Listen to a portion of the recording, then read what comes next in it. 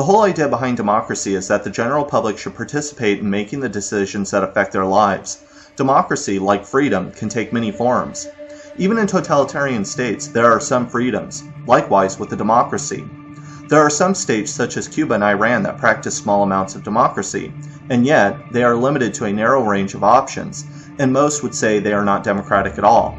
There are generally two different types of democracy, representative and direct. However, representative democracy is not democratic.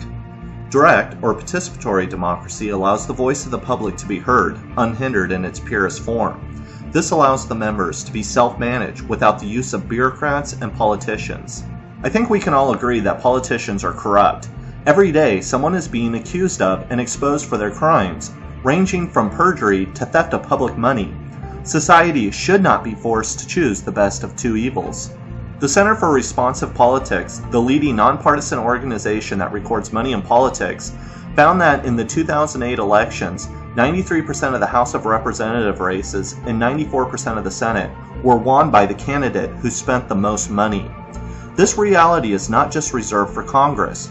Barack Obama also outspent all other candidates, including John McCain, to win the presidency. Much of the money that comes from political financing is produced by corporate donations, political action committees, and wealthy individuals. Top industries literally spent billions of dollars to pay for our current Congress. In 2008, there were 14,800 lobbyists who spent $3.3 billion to influence politicians. This is pretty amazing considering there are only 535 members of Congress. This shows that one person, one vote is just a myth. It is money, not people, that decide the fate of elections and our lives. Politicians do not represent the public. Instead, they represent industries who pay for them to be there. In order to win elections, the politicians must hire teams of people who turn them into demagogues, who use certain phrases, dress in certain clothes, use ambiguous forms of speech about ideas that nearly 100% of the public agrees with, such as the right to freedom and democracy. Their speeches are rehearsed, studied, calculated, marketed, spun, and branded. In the meantime, politicians must hide their true motives, personality, vices, and beliefs. Because speeches are so vague, this causes people to interpret them to the point of conspiracy theories. Politicians may be moral as individual people, but by necessity, they must participate in a system which forces them to be dishonest. They cannot act and say what they want to say. Political representatives do not represent society because their actions are geared to appeal to the least common denominator. When they do act, we can see who they truly represent. According to a study from the University of Kansas, big companies that spent hundreds of millions lobbying successfully for tax breaks enacted in 2004 got a 22,000% return on that investment. Even worse are the companies who received money from the TARP bailouts. Those companies received 258,000% for the $114 million they spent on campaign donations and lobbying. Some companies, such as AT&T, give to both political parties in order to hedge their bets and guarantee access to the political realm. In 2008, they gave out $43 million in campaign contributions. 49% of that money went to the Democrats and 51% went to the Republicans. Since 1990, AT&T has given to both political parties close to the same amount. There's a long history of campaign contributors being paid back with government jobs. Recently, Obama has been giving campaign bundlers, people who gather large sums of money for his presidential bid, major diplomatic positions including posts in Spain, Norway, Australia, Luxembourg, and the European Union. Obama has also given other posts to financial bundlers, including the job of Deputy of the United States Trade Representative. He has also posted delegates to the Organization of American States, the Economic and Social Council of the United Nations, and to the UN Management and Reform. This is routine procedure for both Democrats and Republicans.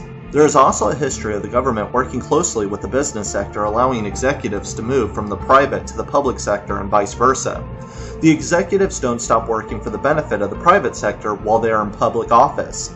Companies pay to have access for their own people to sit at the table, creating favors they will receive, usually in the form of regulation and deregulation, tax breaks, and other gifts. While working for the Clinton administration, Robert Rubin helped to merge Citicorp and Travelers by deregulation. After his time with the Clinton administration, he went on to work for the merged company, Citigroup. Today, Robert Rubin is an economic advisor for the Obama administration. Elections are big business. Money always wins. The system of democracy should move from the bottom up. Instead, authority flows downward to shape people's thoughts, hopes, attitudes, and beliefs. Politicians tell people what they should think, dream, and who they should hate, fear, and worship. They shape who we are instead of the other way around. To win elections, our representatives acquiesce to money powers and comply to the public relation firms, the front groups, and the powerful think tanks to help manipulate the media. All of these groups collude in vast networks, propagating information and molding public opinion into what moneyed interests deem to be important, making sure that certain issues are not raised by minimizing debate, and attacking any group that threatens their own welfare. The greatest danger this system produces is the narrowing range of political debate.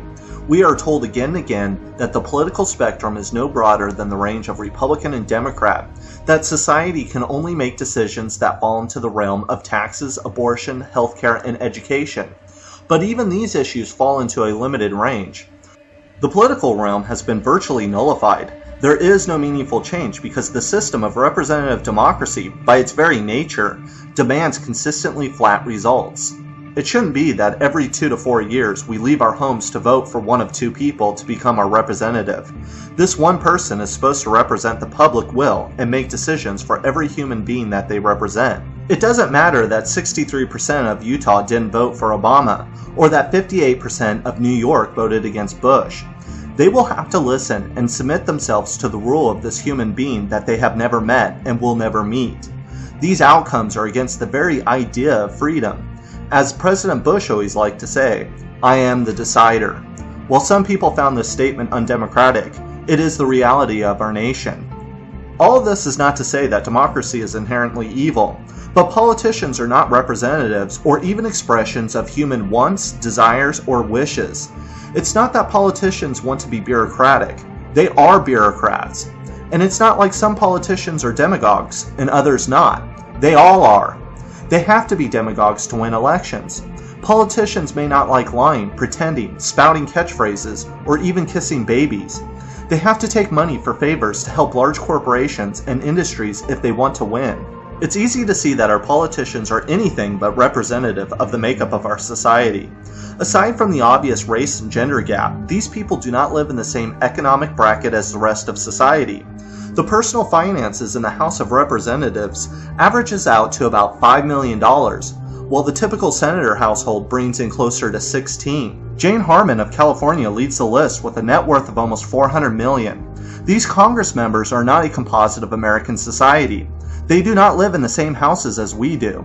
They do not understand what it is like not to have health insurance. They do not understand the daily suffering of ordinary Americans.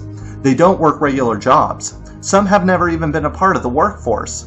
These so-called representatives fly in private jets, attend parties that we will never attend, eat at restaurants we could never afford, dress in clothes we will never wear, and relax on yachts we will only see in the movies.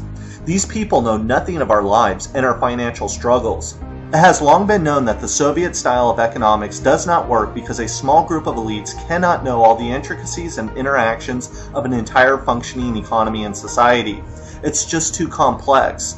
Only the people on the ground can have any true understanding of the needs and wants to fulfill their lives and thereby create a society that will fulfill the public's wishes. Our style of democracy shares the same dysfunctional nature as the Soviets. Until we can form new ways of social interaction and decision making, we cannot say we live in a truly democratic society, because representative democracy is not democracy and never has been.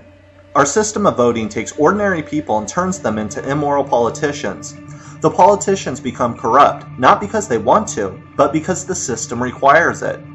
These people cannot be reformed, because the apparatus in which they work does not allow it.